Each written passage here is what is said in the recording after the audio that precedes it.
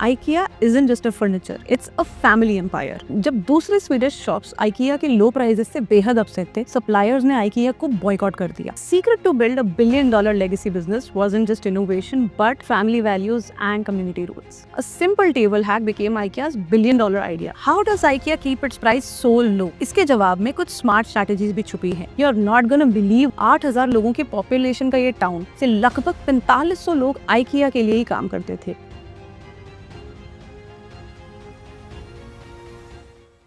Wanna know something weird? Secret to build a $1 billion legacy business wasn't just innovation, but family values and community roots. Yes, आज हम बात करेंगे IKEA के journey के बारे में from a small farm to a worldwide household name. This video is going to change the way you look at family businesses. IKEA turned decades of challenges into a global empire today. Hi everyone, I am Saloni Garg, your family business junkie, bringing to you from all that I learned while working in my family business.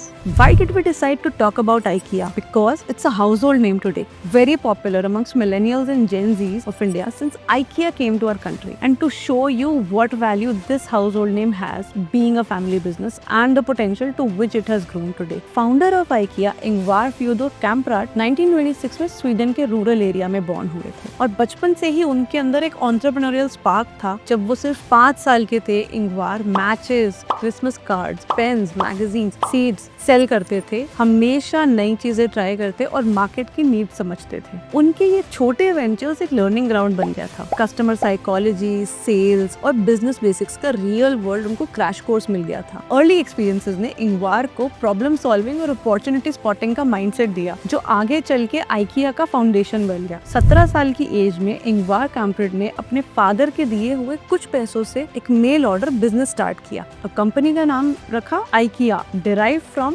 इंगवार कैम्प्रेड जो उनका नाम था, एल्टारे जो उनके family farm का नाम था और अगरन्यार्ड जो उनके विलेज का नाम था. Initially this catalog business used to sell anything, but 5 years later Ingvar ने देखा कि फर्नीचर की सेल्स पीक पर थी. तब IKEA ने सिर्फ फर्नीचर पे फोकस करना स्टार्ट किया. You are not gonna believe what happened next. IKEA went from selling everything to only furniture and became unstoppable. ये डिसीजन सिर्फ प्रोडक्ट चॉइस नहीं था, ये एक स्ट्रैटेजिक विजन था जो IKEA को एक क्लियर आइडेंटिटी और फ्यूचर ग्रोथ डायरेक्शन दे रहा था. 8,000 लोगों की पॉपुलेशन का ये टाउन से लगभग 4500 लोग IKEA के लिए ही काम करते थे. IKEA सिर्फ जॉब्स नहीं बल्कि कम्युनिटी की डेली लाइफ का हिस्सा बन चुका था. पोस्ट वर्ल्ड वॉर 2 यूरोप में फर्नीचर का मेजर प्रॉब्लम था राइजिंग इन्फ्लेशन, बल्कि स्टाइलिश और फंक्शनल फर्नीचर जो हार्ड टू ट्रांसपोर्ट भी था और हर फैमिली उसको अफोर्ड नहीं कर सकती थी. इंगवार ने ये पोस्ट वॉर मार्केट गैप देखा और डिसाइड किया कि अगर मैं फर्नीचर डिजाइन को कॉस्ट इफेक्टिव और हाई क्वालिटी बना दूं तो ये ऑर्डिनरी फैमिलीज के लिए भी एक्सेसिबल हो सकता है. और ये सिंपल, ये पावरफुल आइडिया था जो IKEA की जर्नी ऑफिशियली शुरू करने का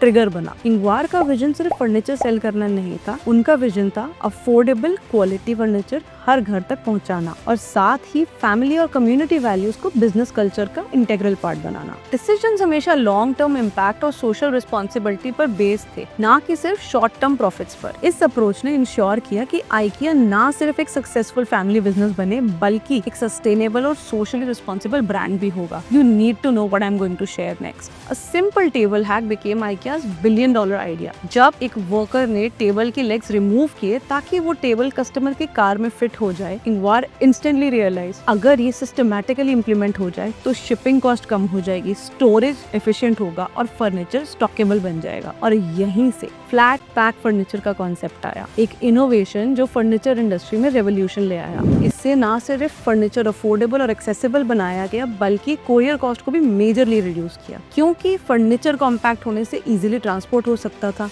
साथ ही पहले वेयर हाउस में फर्नीचर स्टोर करना भी IKEA के लिए ऑपरेशनल कॉस्ट बढ़ाता था और स्पेस कंज्यूमिंग था. फ्लैट पैक का डिजाइन अलाउ करता था फर्नीचर को एफिशिएंटली स्टैक और स्टोर करने का, जिससे इन्वेंट्री और स्टोरेज का कॉस्ट कम हुआ. फ्लैट पैक फर्नीचर ने IKEA को यूनिकली पोजीशन किया और ये एग्जांपल था कि कैसे मार्केट गैप को आइडेंटिफाई करके सोल्यूशन क्रिएट करना $1 billion सक्सेस की तरफ ले जा सकता है. फ्लैट पैक फर्नीचर एक साइकोलॉजिकल एडवांटेज भी क्रिएट करता था, जिसे रिसर्चर्स IKEA इफेक्ट बोलते हैं. मतलब जब कस्टमर्स खुद कुछ क्रिएट या असेंबल करते हैं तो वो उस प्रोडक्ट से ज्यादा इमोशनली अटैच्ड हो जाते हैं. Another question was, how does IKEA keep its price so low? इसके जवाब में कुछ स्मार्ट स्ट्रैटेजीज भी छुपी हैं, जैसे प्रोडक्ट्स को फिक्स्ड लो प्राइस पॉइंट के लिए डिजाइन करना यूजिंग कॉस्ट इफेक्टिव मटेरियल जैसे हनीकोम कोर फर्नीचर और बल्क प्रोडक्शन के थ्रू इकोनॉमीज ऑफ स्केल को अचीव करना। इसका मतलब है कि आइकिया का लो प्राइस स्ट्रैटेजी सिर्फ लक नहीं बल्कि carefully plan design, production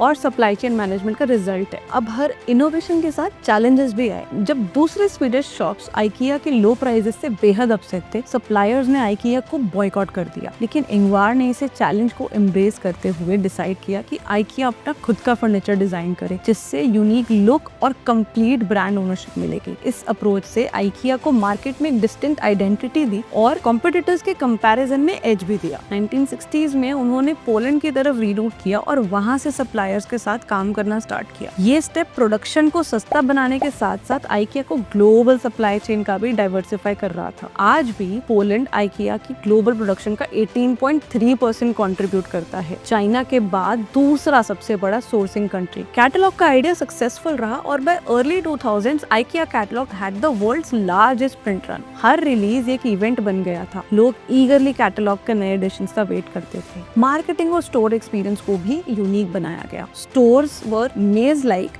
one way floor plan intentionally design ताकि कस्टमर्स पूरा प्रोडक्ट रेंज देखें और इम्पल्स बायर्स इनकरेज हो। इन स्टोर रेस्टोरेंट्स या फूड कोर्ट्स भी एक स्ट्रेटेजिक टूल था क्योंकि कस्टमर्स लॉन्ग स्टे करते थे। ऐसे ही आइकिया का ओमनी चैनल मार्केटिंग अप्रोच और strong visual identity including the blue and yellows भी ब्रांड को डिस्टिंक्टिव बनाता था। इंगवार का पर्सनल स्टाइल और वैल्यूज भी बिजनेस कल्चर का इंटेग्रल पार्ट था। अपनी डेथ तक वो इकोनॉमी फ्लाइट लेते थे, driving his same old car, his inexpensive lifestyle और फाउंडर्स का कोर डीएनए कैरेक्टरिस्टिक। पर्सनली हर स्टोर विजिट करते थे to make sure everything is according to IKEA standards. IKEA हमेशा प्राइवेट और कंट्रोल्ड रहा और इंगवार ने इंश्योर किया कि ब्रांड के डिसीजंस हमेशा लॉन्ग टर्म विजन और फाउंडर के वैल्यूज से अलाइंड हो। एक्सपेंशन के साथ आइकिया को चैलेंजेस भी बड़े मिले। कोल्ड वॉर के टाइम सप्लायर्स और लॉजिस्टिक्स टफ सिचुएशन में थे। यूरोपियन लग्जरी फर्नीचर और लोकल कॉम्पिटिटर्स अग्रेसिवली मार्केट में कम्पीट कर रहे थे और टैक्स और क्रॉस बॉर्डर ऑपरेशनल इश्यूज भी कॉम्प्लेक्स हो गए थे, लेकिन फैमिली इन्वॉल्वमेंट स्ट्रॉन्ग थी। इंगवार had 3 sons, Peter, Jonas and Mathias, board और स्ट्रेटेजिक डिसीजंस में एक्टिवली इन्वॉल्व थे। ये फैमिली पावर मूव्स इंश्योर करते थे कि बिजनेस लॉन्ग टर्म और सस्टेनेबल ग्रोथ पर फोकस्ड रहे। जैसे जैसे आइकिया ग्रो हुआ, इंटरनल और एक्सटर्नल पावर स्ट्रगल्स भी आए। फैमिली के अंदर ही डिसएग्रीमेंट्स थे about expansion, strategy, risk taking approach. Competitors market share के लिए अग्रेसिवली फाइट हो रही थी। 1973 में हेडक्वार्टर्स स्वीडन से कोपेनहेगन शिफ्ट हुआ बिकॉज ऑफ फेवरेबल टैक्स और ऑपरेशनल रीजंस। आइकिया का ग्लोबल एक्सपेंशन अनस्टॉपेबल हो गया और आज के टाइम में आइकिया के 487 स्टोर्स हैं across 63 country with more than 2 lakh employees and $45 billion revenue के साथ फर्नीचर और होम सॉल्यूशंस का एक ग्लोबल जायंट है। आइकिया ने सिर्फ फर्नीचर सेल नहीं किया, एक लाइफस्टाइल और फिलॉसफी सेल की। फंक्शनल, स्टाइलिश, अफोर्डेबल और सस्टेनेबल लिविंग। इंगवार की लेगेसी और अभी भी कंपनी में जिंदा है। इंगवार कैम्पर्ट फाउंडर के 3 बेटे Peter, Jonas and Mathias board और स्ट्रेटेजिक डिसीजंस में एक्टिव हैं और extended family via Ikano group real estate,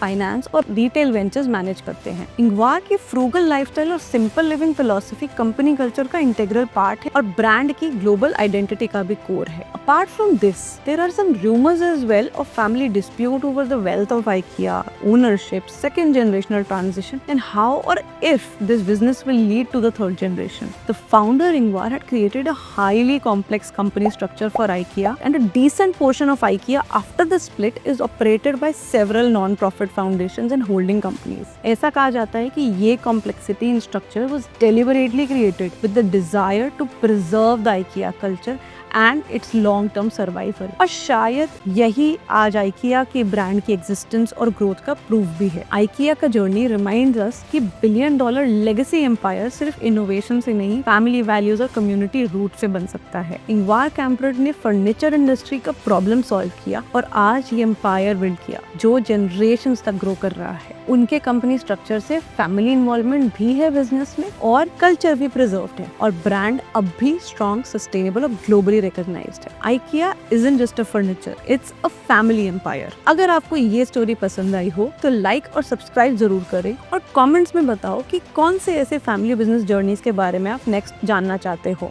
this is all for this video. I will see you in the next one.